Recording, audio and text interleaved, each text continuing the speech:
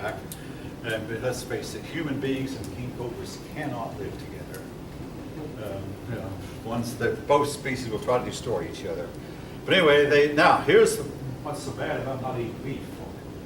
They have enough cattle in India to completely obliterate all of their poverty and satisfy all their hunger, which they refuse to participate in. All right. Okay. Moving on back to Hinduism.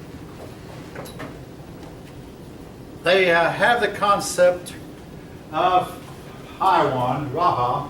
These are the priests. Or the really high priest is a Maharaja. Raha, this means high one. Maha means very high one. Now, we have a very well-known radio talk show host who sometimes refers to himself as Maharishi. Some of you might know who I'm talking about. A very, very high Rishi. But anyway, we'll leave that unless anyone wants to comment. Anyway, Maharaja. Believe me, me throwing things like this in might help some of you remember these terms. All right. They also began after time the practice of primogeniture. Now, primogeniture is not just confined to Hinduism. Primogeniture is a somewhat universal concept. The idea that only one son inherits the estate. Now, what happened among France? The French thought they'd be egalitarian, so French kings would divide their kingdom among all their sons. But what if a French king had 4 sons, and each of those sons had 4 sons apiece? Your one big kingdom of France becomes 16 kingdoms. They all be little bitty kingdoms at that, and then they start fighting among themselves. People beg, hey, please keep the kingdom united. So eventually a kingdom came back who united all the other kingdoms back around again, and they set up back to primogeniture, where that's only one son, usually the oldest. Now, probably you might see the definition that primogeniture means the oldest inherits the estate. But there are times when a favored son will inherit the estate. But the idea is that only one son inherits the whole estate.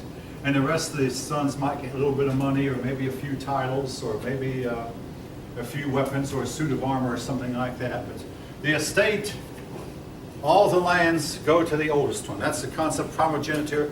And we'll run into that term again, so you need to know what it means. The Hindu people practice asceticism.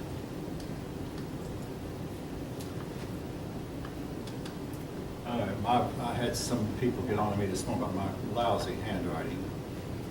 If you tell me my handwriting is lousy, I won't take offense at it. Asceticism. Asceticism is the idea that you can achieve spirituality by self-deprivation. In other words, going without food for a long time, called fasting, or even lying on a bed of spikes, or walking on a pathway of hot ashes, hot coals, that these things will make you become more spiritually minded. Or meditating, particularly meditating using an awkward position. See if you can hold your hand up and stare into the heavens for hours on end until your body just finally aches so much you collapse. But this will get you to a state of spiritual awareness and get you out of the body, which limits your spiritual awareness, into a spiritual state to where you become more spiritual aware. Now again, each of you can decide for yourself what you believe about this. I mean, we're all adults here. So I'm not going to comment on it further, just to state that it's there. And it was part of the Hindu faith, the Hindu religion. Now, all right. Something else. The gods of the Hindus actually number into the millions. Each little village has its god. Each big city has its god. Each family has its own god. And yet, when the Hindu people are talking to a Westerner whom they know to be a monotheist, they will insist, oh, we are monotheists too. All of our many, many gods are really all different manifestations of the same one Spirit, and they all are one and united. So their unity is so great that they're actually one. And you can make up your mind for yourself. But now, something else that the Hindu people will say about, particularly about the caste system, say, oh, that's something we used to do, we don't do anymore.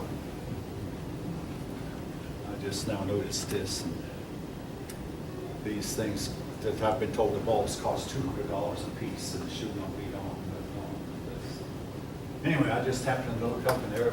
Sorry, I'll leave it. Anyway, they'll say, we don't practice that anymore like we once did.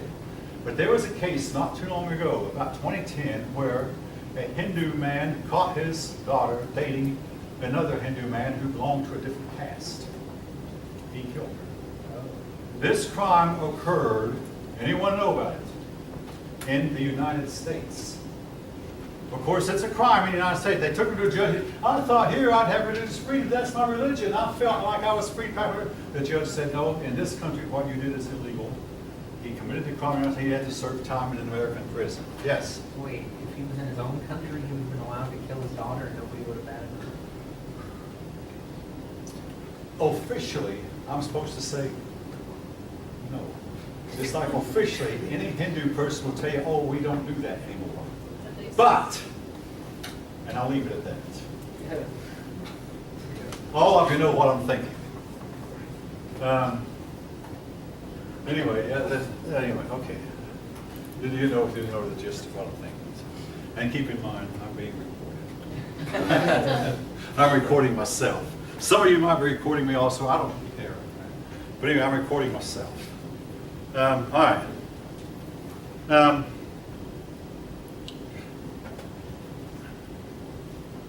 All right, into this scenario, and I just realized I don't have a lot of time left. Now, folks, one person this morning asked me to give the man's real name. I'm not going to bother because all I want you to remember about him is the name that he goes by, Buddha. Now, you can look up in a book to find out what his real name was, but I'm just going to call him Buddha for simplicity's sake. No, his real name will not be on it. But, well, of course, believe me, there's several questions about Buddha on the test. I mean, he's important. So, all right. Buddha was a son of a king. But about the time Buddha was born, some Hindu soothsayer prophesied, this man is going to turn the world upside down with this young baby, going to go turn the world upside down with a theology that you people have not seen. The father, the king, was determined it's not going to happen, so he did everything he could to protect the young Buddha. And folks, this is a prime example of bad parenting. Now, when I was at Lockheed, I had a boss who said that this story just couldn't be true. It sounds plausible, but it's been told for 2,600 years, so I'm going to tell it. Buddha was kept away from all sorrow. This father determined he's not going to see sorrow. So if a cousin died, they just said this cousin moved away. I mean, Buddha never saw death, never saw anyone sick, never knew his grandparents, never saw anyone grow old, and this went on for 20 years. Every time he'd take a walk, servants would go ahead of him and clear away anyone who was sick or anyone who was poor, and all he ever saw were the wealthy, the upper crust, and all he ever saw, I suppose, happiness. Basically, to me, the man was spoiled rotten through no fault of his own. All right, let me tell you another story similar. I mean, there was a young girl whose parents decided, we don't ever want to see our daughter argue. I mean, her father and mother. So she grew up believing that married couples never argued. She got married one day, and some of you know about this, what I'm about to say next. She and her husband got into a heated argument one time. And she just, this isn't supposed to happen. And she got so bad she took sick and actually had to be hospitalized. So her mother came to the hospital and said, my husband, we got into a fight, my life is over. Her husband said, no, listen, no. Calm down. This is normal. Your father and I did fight, but we tried to do it away from you. Or maybe we were wrong, but we did. This is a normal part of marriage. You go back home and live with your husband, get yourself well, and believe me, you're going to have more of these spats. They're normal. All right. What does that do to Buddha? Quite a bit. Buddha, one day, his servants had not been diligent enough to clear away, and he saw an old man. hobbling along with a cane. He was very old. And all of a sudden he went into a state of shock. He started asking servants around, what is wrong with this man?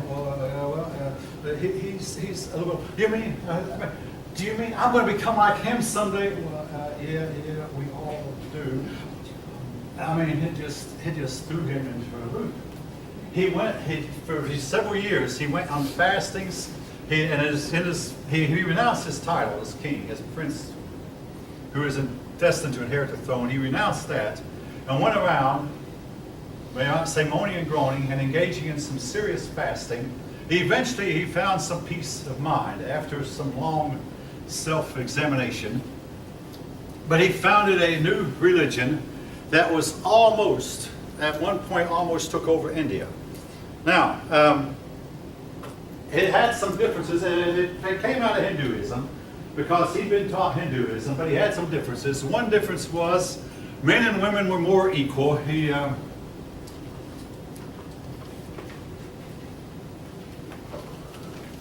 was also less emphasis on a caste system. He believed a person could go directly from the pariah caste to, now in his case it was not Brahman but Nirvana. To him, Nirvana was the ultimate state of existence, but he believed a person could go even from the lower caste, which made things more equal. Now, this, folk, will help to explain why Buddhism did not take over India.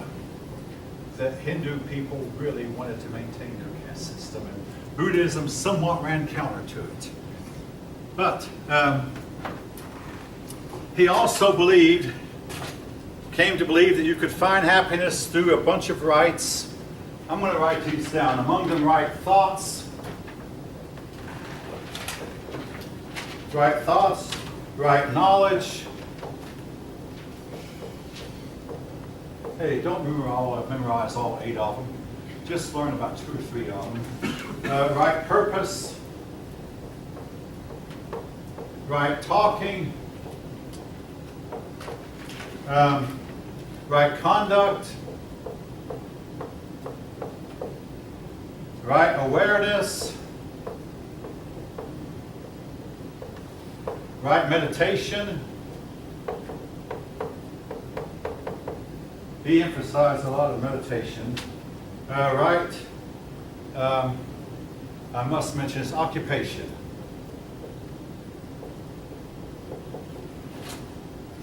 And he believed if you got all these things right, that you would find happiness. Now, here's though the main thrust of his teaching. He believed that the number one problem we humans had was desire. Get rid of desire and you'll never be unhappy. In other words, if you find that your favorite laptop has been stolen, if you are unhappy, that means you were too attached to your laptop. Now, folks, this is Buddha, not me, understand?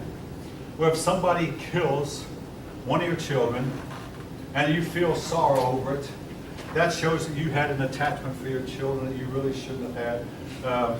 You should be completely detached from all type of desire. And once you do that, you can never be hurt. I couldn't comment, but I've been told anyway. I'm going to leave it up to you to decide what you think about this. But anyway, get rid of desire, and everything will be all right. Everything will be fine. Now,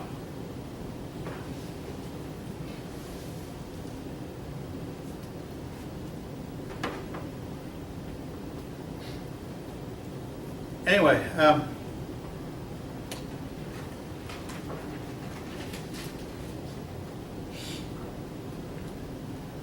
his teaching for a while almost took over India. Eventually, there was an Indian conqueror named Asoka.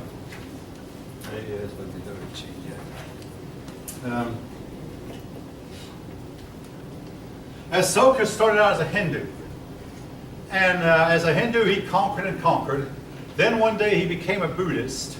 He stopped his conquering, but he did try to conquer with persuasion. He sent missionaries out, Buddhist missionaries, to try to convert the people all in all that part of the area.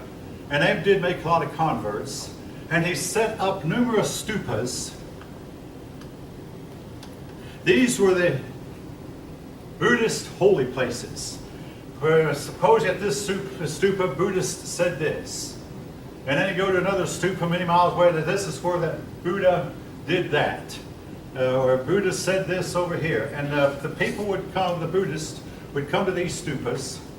Now, I'm going to ready to say, and they worship Buddha. Buddha started out as what we call a sage. I'm not going to write that down, but basically a sage is a very wise person. And a lot of your religious founders are either sages or prophets or become gods. But Buddha eventually went from being a sage to a god. And today he is prayed to and worshipped as a god. But he started out as just a sage. He was never in the intermediate state of what I would call a prophet. All right. Now, Buddhism was destined to spread all the way through this area of Southeast Asia. It spread among the people of Vietnam, Thailand, Myanmar, Cambodia, and even spread into China, even though the Chinese are resistant to foreign religions and Buddhism, but it made a lot of headway in Korea, and it even went into Japan and made some converts in Japan. But now the reason I think for the spread here, well, okay, under Asoka, and for a while it looked like Buddhism was going to take over India. They forced the Hindu people to modify their stance a little bit in order to keep India from becoming completely Buddhist. Now, the problem that Buddhism had in India was the Hindu people do not like egalitarianism. They don't like being equal. Therefore, this turned them against Buddha because Buddha was more egalitarian. But the peoples in Southeast Asia had a religion that we call animism, or nature worship. Animism oftentimes features shamanism. The shaman is otherwise known as a witch man or witch doctor, a man who can go into a trance-like state and find out from the gods cures. And I must say this, some of their cures actually have real medicine value. They get roots and herbs. And when I was a kid, herbal medicines looked on being primitive. But people will go in one direction, reverse themselves, and then reverse themselves again. Today, herbal medicines have made a big comeback. Some of you might be aware, a huge comeback. Be careful. Some of these herbs can destroy your kidneys. Yes, they can. So be careful if you take herbs. Do some serious research on it, folks. Anyway, but shamans, some of their cures are valid. Now, animism, that is a worship of nature. You know, an animistic person, before he will kill a chicken to eat, he'll perform a ceremony called an apology, where he'll apologize to the chicken god. And it may sound crazy, but they believe that the chicken is God. Therefore, they have to do an apology in order to eat, or if they have to cut down a tree for fuel or for to cook with or whatever, they'll perform an apology even in the act of cutting down a tree. Because now, animism, these religions, and shamanism too, are often associated with primitive societies.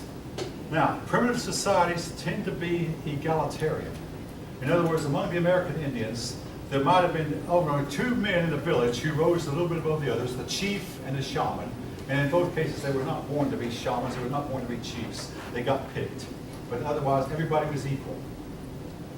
Egalitarian people then, they realized that, hey, our religion is what's making us primitive. They wanted to become civilized. They saw the civilization of India and China, and we'd like to become civilized too, so they thought, we'll adopt the religion of the civilized people.